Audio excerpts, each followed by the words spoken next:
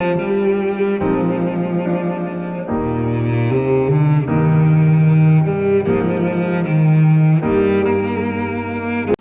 행복한 교회 성도 여러분, 이 영상을 보시는 하나님 나라의 귀한 자녀 여러분, 오늘은 2021년 8월 13일 금요일입니다.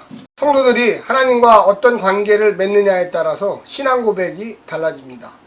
하나님을 용사로 고백하는 성도는 하나님을 전쟁에서 이겨주는 능력자로 고백할 수밖에 없습니다. 하나님을 창조주로 고백하는 성도는 이 세상 모든 질서를 주관하시고 지금도 하나님께서 선과 악을 심판하시는 그런 분으로 고백할 수 있습니다. 그러면 더 깊고 친밀하고 사적인 관계는 어떤 것일까요? 오늘 본문에서 우리에게 이와 같은 이야기들을 해주고 있습니다. 오늘 본문 이사야 63장 15절부터 64장 12절까지의 말씀을 듣고 다시 오겠습니다.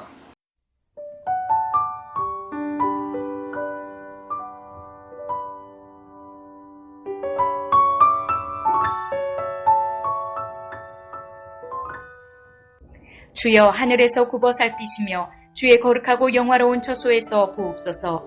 주의 열성과 주의 능하신 행동이 이제 어디 있나이까? 주께서 베푸시던 간곡한 자비와 사랑이 내게 그쳤나이다. 주는 우리 아버지시라. 아브라함은 우리를 모르고 이스라엘은 우리를 인정하지 아니할지라도 여호와여, 주는 우리의 아버지시라. 옛날부터 주의 이름을 우리의 구속자라 하셨거늘 여호와여, 어찌하여 우리로 주의 길에서 떠나게 하시며 우리의 마음을 완고하게 하사 주를 경외하지 않게 하시나이까? 원하건대 주의 종들 곧 주의 기업인 지파들을 위하사 돌아오시옵소서. 주의 거룩한 백성이 땅을 차지한 지 오래지 아니하여서 우리의 원수가 주의 성소를 유린하였사오니 우리는 주의 다스림을 받지 못하는 자 같으며 주의 이름으로 일컬음을 받지 못하는 자 같이 되었나이다. 이사야 64장. 원하건대 주는 하늘을 가르고 강림하시고 주 앞에서 산들이 진동하기를 불이 섭을 사르며 불이 물을 끓임 같게 하사 주의 원수들이 주의 이름을 알게 하시며 이방 나라들로 주 앞에서 떨게 하옵소서. 주께서 강림하사 우리가 생각하지 못한 두려운 일을 행하시던 그때에 산들이 주 앞에서 진동하였사오니 주 외에는 자기를 앙망하는 자를 위하여 이런 일을 행한 신을 옛부터 들은 자도 없고 귀로 들은 자도 없고 눈으로 본 자도 없었나이다. 주께서 기쁘게 공의를 행하는 자와 주의 길에서 주를 기억하는 자를 선대하시거늘 우리가 범죄함으로 주께서 진노하셨사오며 이 현상이 이미 오래되었사오니 우리가 어찌 구원을 얻을 수 있으리이까? 무릇 우리는 다 부정한 자 같아서 우리의 의는 다 더러운 옷 같으며 우리는 다 잎사귀같이 시들므로 우리의 죄악이 바람같이 우리를 몰아가나이다. 주의 이름을 부르는 자가 없으며 스스로 분발하여 주를 붙잡는 자가 없사오니 이는 주께서 우리에게 얼굴을 숨기시며 우리의 죄악으로 말미암아 우리가 소멸되게 하셨음이니이다.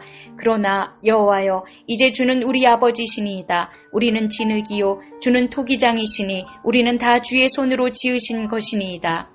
여호와여, 너무 분노하지 마시오며 죄악을 영원히 기억하지 마시옵소서. 구원하오니 보시옵소서. 보시옵소서. 우리는 다 주의 백성이니이다. 주의 거룩한 성읍들이 광야가 되었으며 시온이 광야가 되었으며 예루살렘이 황폐하였나이다. 우리 조상들이 주를 찬송하던 우리의 거룩하고 아름다운 성전이 불에 탔으며 우리가 즐거워하던 곳이 다 황폐하였나이다. 여호와여, 일이 이러하거늘 주께서 아직도 가만히 계시려 하시나이까? 주께서 아직도 잠잠하시고 우리에게 심한 괴로움을 받게 하시려나이까?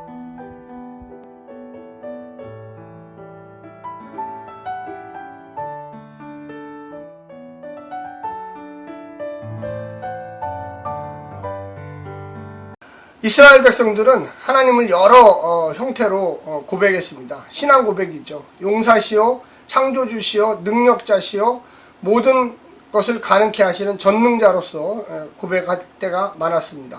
그런데 오늘 본문에서는 하나님을 아버지라고 고백하고 있습니다. 상당히 친밀하고 사적이고 또 혈연적인 이런 관계입니다. 하나님은 만왕의 왕이시다. 이게 상당히 공적인 고백입니다. 하나님은 용사시다. 나를 대신해서 싸워주시는 분, 역시 공적인 고백입니다. 하나님은 창조주시다. 역시 공적인 고백입니다. 그런데 하나님은 우리의 아버지시다. 또 구속자시다. 물론 구속자라는 말은 상당히 공적인 이야기지만 오늘 본문에서는 상당히 특이하게도 아버지라고 이야기하고 있습니다. 아버지. 그래서 참 만나보지도 못했고 육신의 눈으로 보지도 못했는데 오늘날 우리 교회에서도 가장 많은 기도에 아버지에 대한 호칭, 하나님에 대한 호칭은 아버지입니다. 하나님 아버지, 나의 아버지, 나를 만드시고 나를 있게 하시고 존재의 근원이시고 나와 함께 동행하시고 나의 모든 아픔과 고통을 아시는 분. 이스라엘 백성들에게 하나님이 우리의 아버지다 이렇게 고백하기가 쉽지는 않았을 것입니다. 하나님께서 아브라함 이후로 이스라엘 민족에게 아버지처럼 행했다는 것을 이제 역사적으로 그들이 깨달았습니다. 만약에 아버지가 아니셨다면 이스라엘의 그 거대한 범죄, 심각한 범죄에 대해서 용서를 해주셨을 수 있었을까? 아마도 불가능했을지도 모릅니다. 하나님은 죄를 싫어하고요. 그 죄에 대한 대가를 물었습니다. 정말로 천일공노할 정도로 이 이스라엘 백성들은 하나님을 우습게 알고 하나님의 복을 우상에게 감사하는 악행을 저질렀습니다. 그럼에도 불구하고 하나님이 용서해 주실 수 있었던 이유는 이스라엘 백성들이 자기 자녀였기 때문에 그렇습니다. 아들이고 딸이었기 때문에 그렇습니다. 친밀하고 사적인 관계는 혈연관계, 아버지의 관계라고 할 수가 있겠습니다. 이스라엘 공동체는 오늘 본문 63장 15절부터 64장 12절 사이에서 아버지라는 호칭을 가지고서 우리의 죄를 용서해달라고 간구하고 있습니다. 하나님께서 이스라엘의 죄악에 분노하셔서 멸망에 넘기셨다면 이스라엘의 구원이 어떻게 가능할 수가 있겠습니까? 하나님께서 얼굴을 숨기셨는데 어떻게 이스라엘이 하나님 앞에 기도할 수가 있겠습니까? 공동체는 하나님의 아버지 되심에 의지하여 호소합니다. 그것이 바로 16절에 아주 구체적으로 나와 있는데요. 주는 우리의 아버지시라. 아브라함은 우리를 모으고 이스라엘은 우리를 인정하니 아니할지라도 여호와여 주는 우리의 아버지시라. 옛날부터 주의 이름을 우리의 구속자라 하셨거늘 하면서 하나님께 나아가는 것입니다.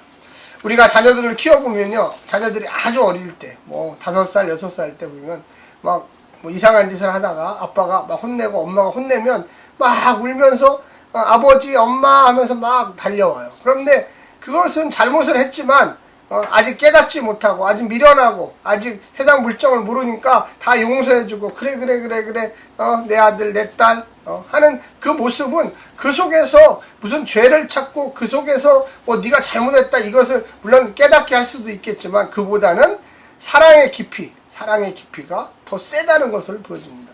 아버지하고 왔는데 오지마 엄마하고 왔는데 네가 잘못했어 이렇게 해버리면 그 아이는 상처를 입게 돼요.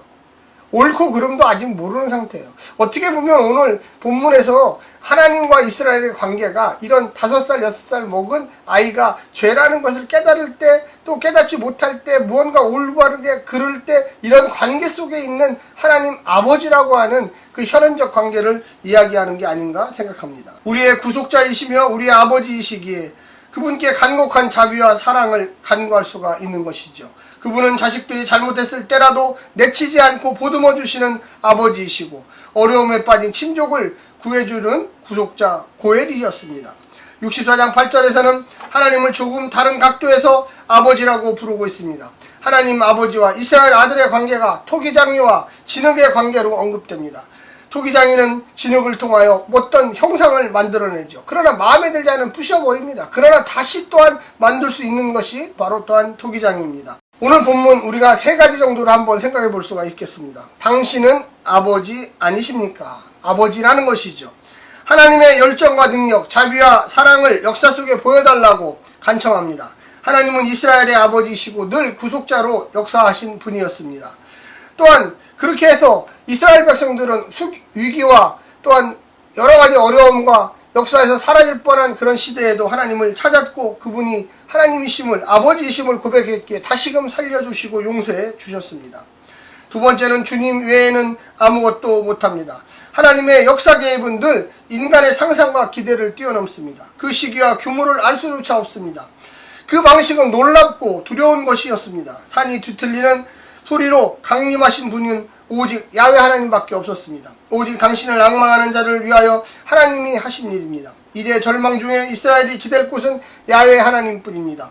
여전히 기쁘게 공의를 행하는 자, 주의 길에서 그를 기억하는 자, 하나님 하나님 되심을 드러내기를 고대하는 자위의 역사를 만드시는 이심을 이스라엘 백성들은 지금 고대하고 있습니다. 한마디로 하나님 우리를 다시금 창조해달라고 기도하는 것입니다. 세 번째는 언제까지 가만히 계시렵니까?